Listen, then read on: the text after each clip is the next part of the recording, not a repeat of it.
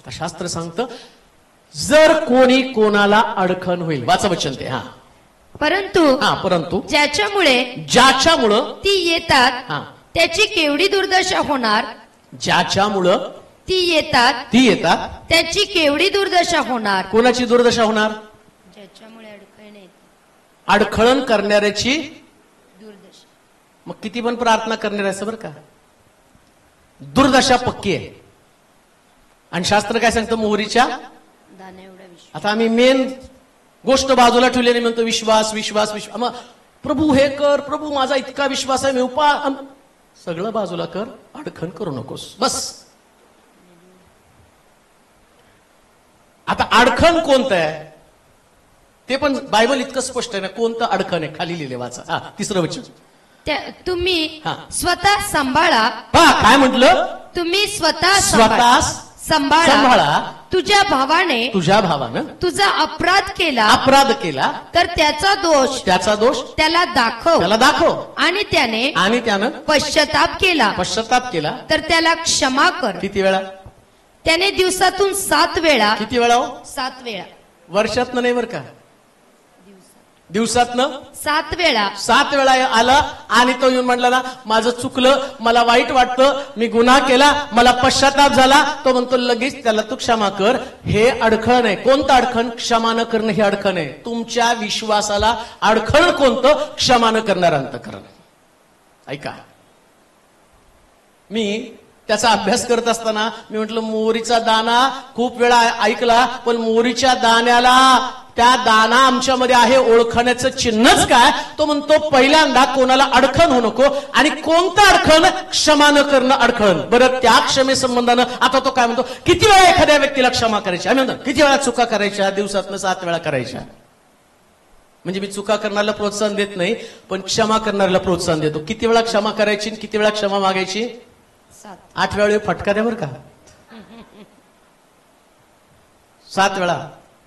दिवसातनं 7 वेळा जर एक व्यक्ती चुकली आणि फक्त त्याने म्हटलं मला पश्चाताप झाला, तो म्हणतो बाकीचा विषय बंद करा. कारण प्रश्न देवाचा आणि त्याचा आहे. तुम्ही म्हणाल नाही त्यानं माझा अपराध केला, तो म्हटला तू तुझा अपराध आठवला तर मी माझा अपराध आठवेल. जसं नाही का म्हटलं, एकाला ₹1,00,000 दिले, त्यानं त्याला पकडलं, बंदीशाळेमध्ये टाकलं, गायवाया करायला लागला, नका मला माझी बायको लेकर आहेत, सोडा, जा म्हटलं याला काढून टाका. मला ₹1,00,000 माफ केले. तो बाहेर आला तर रुबाबात आला. ₹100 माझे ₹100, याची बायको लेकर आतमध्ये. राजाच्या कानावर वार्ता घेतली, तू ₹100 माफ करू शकत नाही, मी ₹1,00,000 कसे माफ करेल?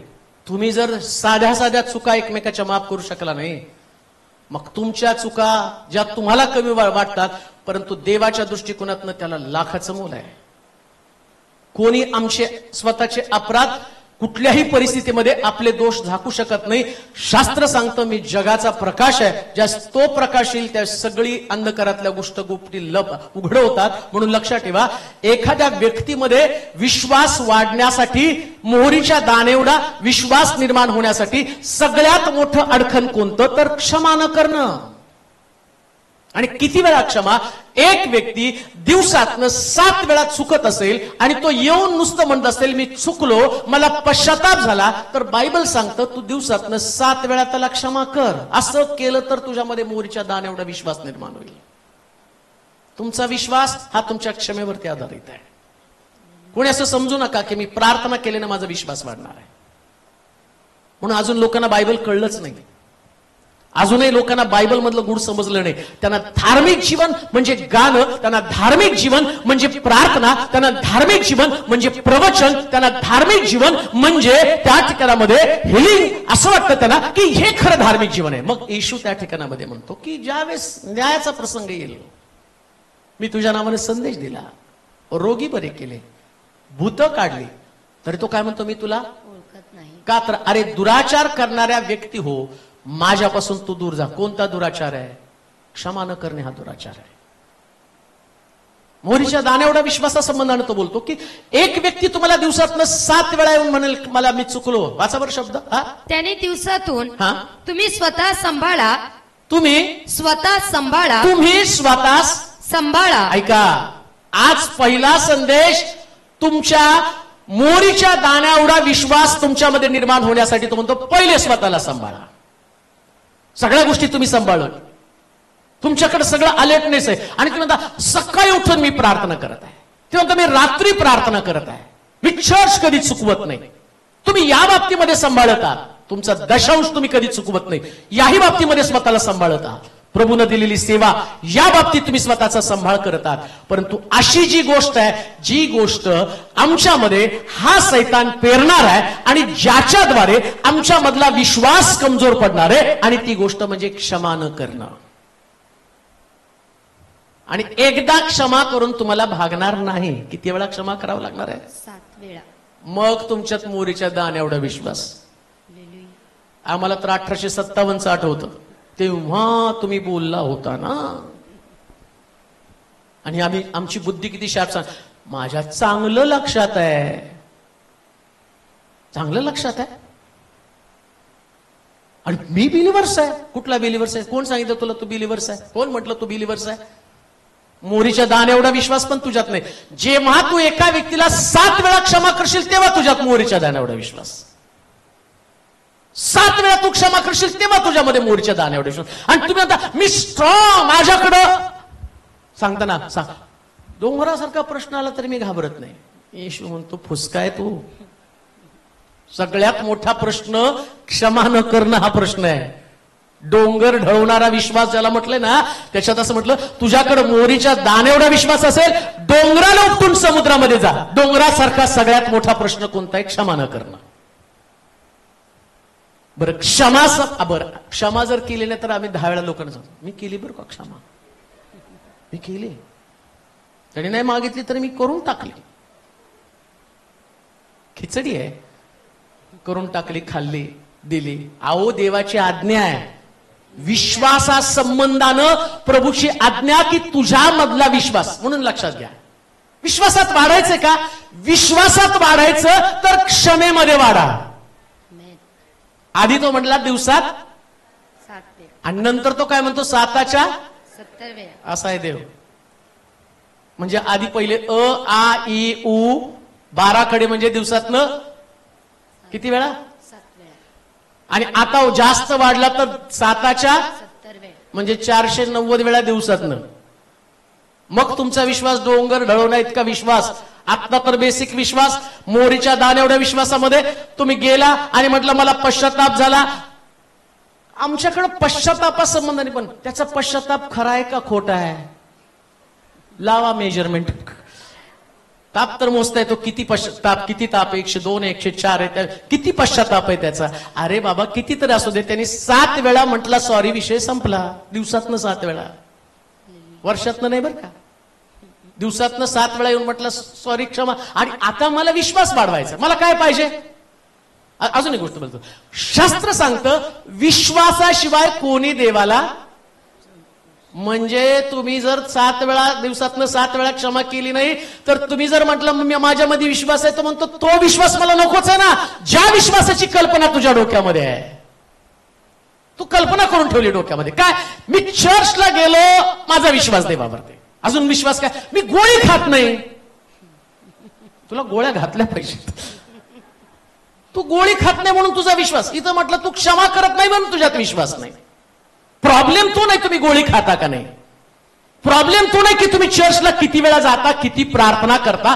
या संकल्पनेला नाही बायबल सांगितलं. तो काय म्हणतो? तुझ्या शत्रूला, कुणाला शत्रूला पण नाही वाटलं, त्याने शत्रू नाही म्हणलं होतो. काय लिहिले? तुम्ही स्वतः सांभाळा, स्वतः सांभाळा. तुझ्या भावाने, तुझ्या भावानं. कुणी हो? भावाने. तुझ्या बहिणीने पण बरं का, नाहीतर मग सिस्टर म्हणले जाऊ द्या, त्यांचं ते बघून घेतील, घालू द्या गोंधळ त्यांना काय घालायचं.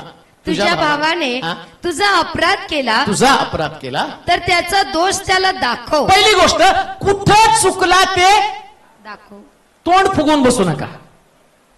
काय प्रॉब्लेम येतो माहिती का? त्यांना कळत नाही का? बायबल सांगतं त्यांना कळत नाही, तुम्ही सांगा, संपलं. नाही, त्यांना जोपर्यंत समजत नाही तोवर मी तोंड फुगवून बसते. आणि हा विश्वास नाही, ही फुगा आहे.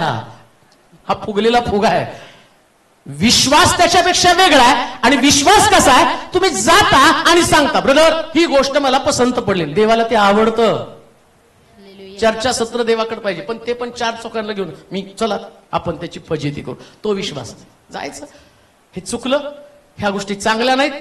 मग त्याला ते पटलं, तो म्हटला माझं हे चुकलं, मला क्षमा करा. असं 7 वेळा त्यांनी क्षमा मागितली. तुम्हाला 7 वेळा दिवसात क्षमा करावी लागेल. मग तुमच्यात मोहरीच्या दाण्या एवढा विश्वास तुमच्यामध्ये निर्माण होणार आहे. लक्षात ठेवा, देवाच्या मंदिरामध्ये आल्यावर आम्ही ऍटिट्यूड नाही जगावा. कधी कधी आम्ही ऍटिट्यूड जगतो टिळकांसारखा. मी छडी, मी शेंगा, सगळ्यांनी शेंगा खाल्ल्या, सगळ्याला छड्या खावं लागेल. सगळे दोषी, सगळे चुकणार आहेत. बायबल सांगतं सगळे चुकणार आहेत. तुमच्यामध्ये विश्वासाची निर्मिती व्हावी, मोहरीच्या दाण्यावर विश्वास निर्माण व्हावा, त्याच्यासाठी 7 वेळा त्याला क्षमा करावी आणि 7 वेळा त्याला समजून सांगावं. हा मोहरीच्या दाण्याएवढा विश्वास आहे बरं का. किती वेळा वाचलं ते वचन, पण एवढं गंभीरपणे कोणी वाचलं नाही की जेवढं गंभीरपणे वाचायला पाहिजे. आणि विश्वासाची निर्मिती होतीच कशी, वाचा बरं 5व्या वचनामध्ये. तुम्ही मग प्रेषित प्रभूला म्हणाले. मग प्रेषित, आता हे सगळं सुरुवातीचं सांगितलं बरं का त्यांनी, सगळं सुरुवातीचं सांगितल्यावर आता प्रेषित काय म्हणतात वाचा. आमचा विश्वास वाढवा, आमचा विश्वास वाढवा, वाढवा. प्रभू म्हणाला तुम्हामध्ये मोहरीच्या दाण्या एवढा. आता ते म्हटले आमचा विश्वास वाढवा. मुळामध्ये येशू त्यांना ज्या गोष्टी बोलायला यांचं डोकं हँग झालं. तुझा भाऊ 7 वेळा येतो, चुकतो, तू त्याला दोष दाखवतो आणि मग म्हणतो, तो पश्चाताप करतो, तुला क्षमा मागतो आणि तू त्याला क्षमा करतो. यांचं ऐकल्यावर डोकं हँगच झालं ना. मग त्यांना कळलं हे गोष्ट आम्हाला जमणं कठीण आहे, आम्ही हे करूच शकत नाही. मग त्यांनी चेंडू टाकला येशूकडं. आता एक काम कर प्रभू, आमचा विश्वास वाढवा. म्हणजे काय, आम्ही दिवसातनं 7 वेळा क्षमा करावी, हा आमचा विश्वास आमच्यामध्ये निर्माण व्हावा. त्यास येशू काय म्हटलं माहिती का, तुम्हामध्ये मोहरीच्या दाण्या एवढा विश्वास असेल तर. तो म्हटले आमचा विश्वास वाढावा. त्यांनी प्रभूला सांगितलं आमचा विश्वास वाढला पाहिजे. प्रभूजी जी तू सांगतो, जी संकल्पना तू देवाच्या वचनाची मला सांगितलेली, या संकल्पनेमध्ये आता आमचा विश्वास वाढवा. प्रभूजी आमचा विश्वास तुम्ही वाढवा. ऐका, जर तुमचा विश्वास वाढला पाहिजे, तुमचा भाऊ, तुमची बहीण, तुमच्या कुटुंबातला सदस्य, तुमचे नातेवाईक, तुमच्या आसपासचे लोक, ज्याच्या बरोबर तुम्ही वावरता, ज्यांच्याशी तुमचा व्यवहार आहे, आणि जर तुम्हाला स्वर्गामध्ये जायचं आणि जर तुम्हाला वाटतं की तुम्ही प्रभूला पसंत पडणारं जीवन जगावं, स्वतःला पसंत पडणारं नाही. माझं जीवन ज्यास मी माझ्या दृष्टिकोनातनं पाहतो त्यास ते मला पसंत असतं, पण ज्यास देवाच्या दृष्टिकोनातनं मी माझ्या जीवनाकडे पाहतो त्यास मला कळतं माझं जीवन देवाच्या योजनेप्रमाणे नाही. आणि देवाची योजना प्रत्येक मनुष्याच्या जीवनासंबंधानं असते. कोणा संबंधानं? लहानातल्या लहान मुलासंबंधानं देवाची योजना आहे, लहान मुलासंबंधानं. म्हणून तर मोशे जन्माच्या वेळेस त्याच्या आईनं त्याला लपून ठेवलं जमलं नाही, मग तिने पेटाऱ्यामध्ये टाकलं आणि दुरून पाहिलं. योजना होती देवाची, राजवाड्यामध्ये जावं, फारूचं सगळं कसब शिकावं आणि व्यवहार त्यानं करावा. त्याचा परिणाम काय झाला? इस्रायल लोकांची सुटका त्यानं केली. प्रिया, लहान लेकरा संबंधानं देवाची योजना आहे, तुमच्या संबंधानं देवाची योजना आहे, प्रत्येक व्यक्ती संबंधानं देवाचा परफेक्ट प्लॅन आहे. मग त्या प्रत्येक व्यक्तीनं देवाकडे येण्यासाठी माझी आणि पूरक असणारं वातावरण कोणतं, किंवा मी कसा प्रेरक बनणार आहे? हो, आम्ही भिन्न भिन्न स्वभावाचे लोक आहोत. आमची मतं कधीच एकमेकाला पटणार नाही आणि ती पटणारच नाही, कारण आम्ही आमच्या विचारानं जगणारे लोक आहोत. पण जर पवित्र आत्मा आमच्यामध्ये आहे, ऐका, बायबल सांगतं तुम्ही देहाच्या प्रेरणेनं चालाल, आत्म्याच्या प्रेरणेने चालाल तर आत्म्याची फळं असणार. जर तुम्ही आत्म्याच्या प्रेरणेने चालाल तर देह वासना पूर्ण करणार नाही. आणि देहाची वासना काय? राग, द्वेष, लोभ, मत्सर, हेवा, फुटी, पक्षभेद, दारूबाजी, रंगेलपणा, ह्या सगळ्या गोष्टी देहाच्या प्रेरणेने आहेत. आता ओळखायचं मला प्रेरणा कुठली आहे, देहाची का आत्म्याची आहे? पवित्र आत्मा सांगतो तुला क्षमा केली, तू सगळ्याला क्षमा कर. आणि इकडं तुम्ही क्षमा करता आणि तिकडं विश्वास वाढायला लागतो. ऐका बरं का, येशू ख्रिस्तानं, नीट ऐका, संकल्पना किती स्पष्ट आहे ते तुम्हाला सांगत आहे. प्रभू येशू ख्रिस्तानं या पृथ्वी तलावर चमत्कार करण्याच्या अगोदर एक शब्द वापरला, जा तुझ्या पापांची, मग लोकांना आरोग्य मिळत होतं. म्हणजे आरोग्य मिळण्यासाठी अडखण क्षमा आहे, ती करायला पाहिजे आणि ती स्वीकारायला पाहिजे. दोन्ही गोष्टी आहेत बरं का. एकानं करायची आणि दुसऱ्यानं, दोघांसाठी ते इम्पॉर्टंट आहे. एक व्यक्ती क्षमा मागत आहे, त्यानं क्षमा करायला पाहिजे. दुसरी व्यक्ती जर तिला क्षमा करत आहे तर त्या व्यक्तीनं क्षमा स्वीकारली पाहिजे. ज्या क्षमा करता आणि क्षमा स्वीकारता त्यावेळेस हा मोहरीच्या दाण्या एवढा विश्वास तिथं निर्माण व्हायला सुरुवात होतो. जर तुम्हाला क्षमा करता येत नाही आणि तुम्हाला क्षमा स्वीकारता येत नाही तर तुमच्यामध्ये विश्वासाची निर्मितीच होऊ शकत नाही. म्हणून लक्षात ठेवा, माणसाचं जीवन असं असावं ना की त्या जीवनामध्ये कुठल्याही प्रकारचा रोष, कोणत्याच गोष्टी मनामध्ये आडीसारख्या कधीच असू देऊ नका. का? कारण याच्यानं तुमचा मधला विश्वास मरायला सुरुवात होतो. मोरीचा दाना असतो, ज्या दिवशी तुमचं तारण होतं ना, तारण झालेल्या व्यक्तीला सगळ्यात पहिल्यांदा त्या व्यक्तीचं ज्या तारण होतं ना तर ती पहिले क्षमा करत सुटते. तुमचं तारण कसं झालं माहित नाही, पण आमचं तारण त्या झालं ना त्यावेळेस एवढं प्रेम येत होतं की कोणी शत्रूच नव्हता. सगळ्याला क्षमा करणं, कोणी काय बोललं तरी दुर्लक्ष करून करून त्याच्याबरोबर चालणं, त्यांना वचन सांगणं, याच गोष्टी आम्ही करत होतो. कारण तारणाचं पहिलं चिन्ह क्षमा. जक्कयाला येशू म्हणतो ना, आज या घराण्याला तारण प्राप्त झाली म्हणजे त्याला क्षमा दिली. मी कुणाचं कुभांडानं घेतलं, चौपट परत करतो, अर्धद्रव्य गरीबाला देतो, त्याला क्षमा देऊन टाकली. लक्षात ठेवा, तुमच्यामध्ये विश्वास वाढावा तर काय केलं पाहिजे? विश्वास वाढण्याचं चिन्ह तो कोणाला अडखण होऊ नका. कोणाला अडखण होऊ नका बरं का, कोणालाच नाही. जर तुमचं वागणं कोणाला अडखळण करणार असेल, पुन्हा मी तुम्हाला सांगतो, तो म्हणतो तुझी दुर्दशा, वाचा बरं ते वचन. परंतु ज्याच्यामुळं ती येतात त्याची केवढी दुर्दशा होणार. लक्षात घ्या, तुम्ही कितीही मोठे व्यक्ती असाल, तुमचा दर्जा, तुमचा औदा, तुमचं पद किती मोठं असेल, पण जर तुम्ही कोणाला अडखण होत असाल तर बायबल सांगतो तुमची, कशा संबंधानं बोलतो? मोहरीच्या दाण्या एवढ्या.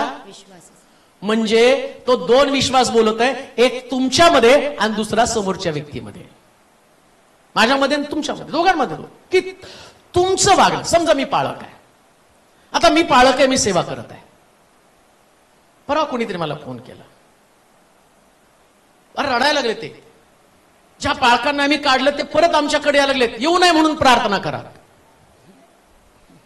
त्याने आता परत येऊ नये, आणि ओक्साबोक्षी रडायला लागले. म्हटलं तर पाळकालाच पाळकाने विरोध करा म्हणून प्रार्थना करायची, कशी काय प्रार्थना करावी?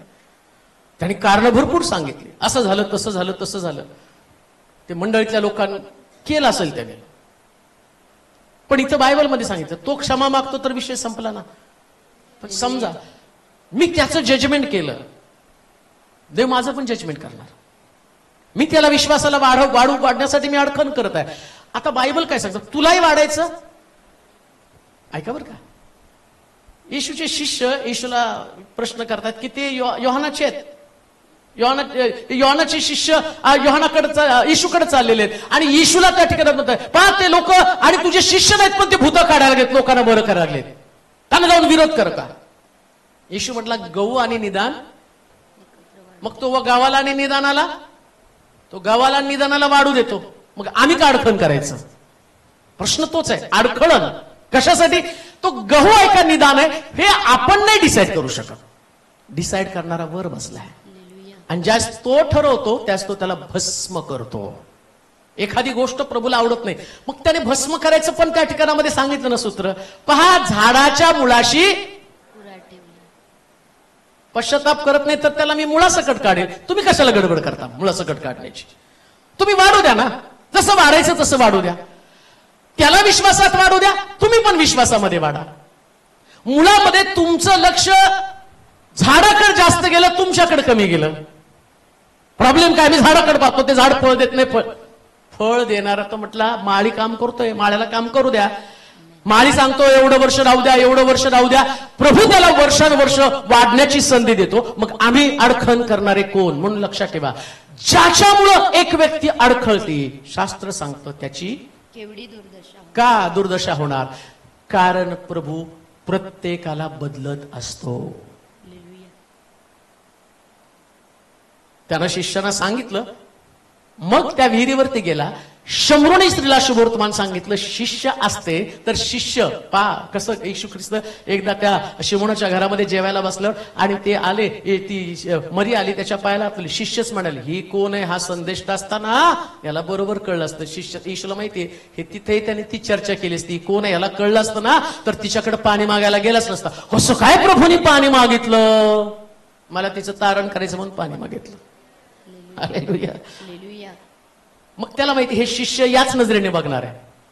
आणि तुम्हाला माहिती का, शिष्यांनी मांडलेली संकल्पना अजून पण लोकांनी तशीच धरली. मी वाचलं एक लेख, ते म्हटले की येशूची गर्लफ्रेंड होती मरिया. असं वाचलंय, आले पेपरला छापून. ते मरिया येशूची गर्लफ्रेंड होती आणि त्यानं तिच्याबरोबर लग्न केलं, तिला मुलगा पण झाला आणि तो काश्मीरमध्ये राहिला. आता येशूला सोडत नाही तर बाकीच्यांना कोण सोडणार आहेत? बाकीच्याला कोण सोडणार आहे? जिथं येशूवरच लोक आक्षेप घेतात. सांगण्याचं तात्पर्य, अडखळण कोणास? मोहरीच्या दाणे एवढा विश्वास. बरं का, मोहरीच्या दाणे एवढा विश्वास. तुम्हाला आरोग्य पाहिजे, तुम्हाला सुटका पाहिजे, तुम्हाला कर्जातनं मोकळं व्हायला पाहिजे, तर तुमच्यामध्ये मोहरीच्या दाणे एवढा विश्वास असला पाहिजे. आणि तुमच्यामध्ये मोहरीच्या दाणे एवढा विश्वास आहे तर तुम्ही कोणाला अडखळण होऊ नका. अडखळण करण्यासाठी कोणतं कारण आहे? 7 वेळा अपराध केला, 7 वेळा क्षमा करा. आणि किती दिवसातनं? 7 वेळा, वर्षातनं नाही. कधीतरी एकदा क्षमा केली, त्या क्षमेला घेऊन जीवन जगत बसू नका. शास्त्र सांगतं की त्यानं तुमचे सगळे अपराध थैलीमध्ये बंद केलं आणि कुठे टाकून दिलं? समुद्राच्या डोहाशी. कुठे टाकून दिले? समुद्राच्या तळाशी. नष्ट का नाही केले?